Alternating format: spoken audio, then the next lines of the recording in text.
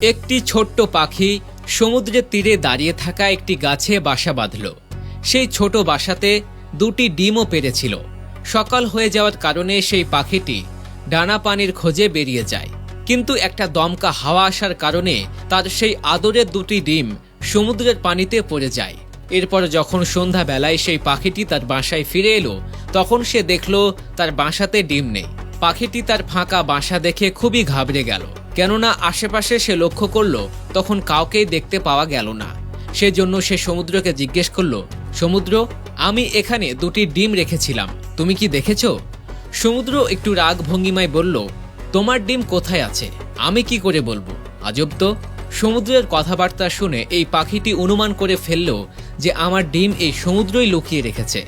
তখনই সে সমুদ্রকে বলল, দেখো, তুমি ছাড়া এখানে কেউ নেই, এজন্য তুমি আমার ডিমকে লুকিয়ে রেখেছ, শীঘ্রই আমার ডিমকে ফেরত দাও। ছোট পাখির কথা শুনে সমুদ্র খুবই হাসল এবং অহংকার করে বলল, তোর ডিম কোথায় আছে আমি কি করে জানবো? যদি তুই খুঁজতে পারিস তাহলে খুঁজে নে।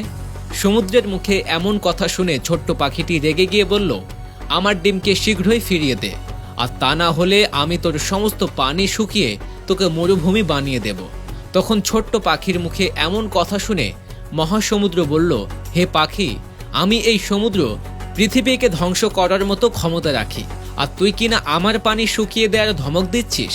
পাখিটি তখন সমুদ্রের মুখে এই অহংকারী ভরা কথা শুনে বলল, ঠিক আছে, তাহলে তুই শুকিয়ে মরুভূমি হওয়ার জন্য প্রস্তুত হয়ে যা।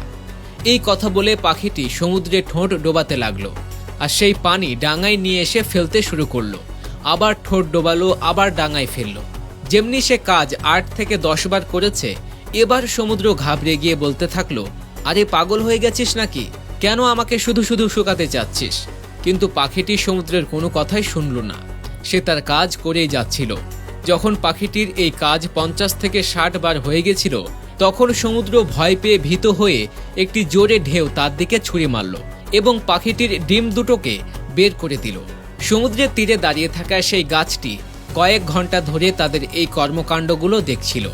সে তখন বলে উঠল, এই সমুদ্র, তুই তো মহাশক্তিশালী, তুই তো এক পলকের মধ্যে সমস্ত দুনিয়াকে ধ্বংস করতে পারিস, কিন্তু তুই ছোট পাখিটির কাছে ভয় পেয়ে গেলি। সমুদ্র তখন গাছকে বলল, তুই কি ভেবেছিস যে আমি পলকের মধ্যেই পুরো পৃথিবীকে ধ্বংস করে ফেলতে পারবো? যে আমি এই ছোট পাখিটির কাছে ভয় পেয়ে গেলাম? আমি পাখিটিকে ভয় পাইনি, আমি ভয় পেয়েছি একজন মাকে দেখে। আমি একজন মায়ের মনোবলকে দেখে ভয় পেয়েছি।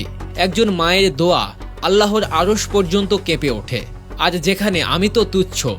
এমনভাবে সে আমাকে পান করতে শুরু করেছিল তার ওই ছোট্ট ঠোঁট দিয়ে।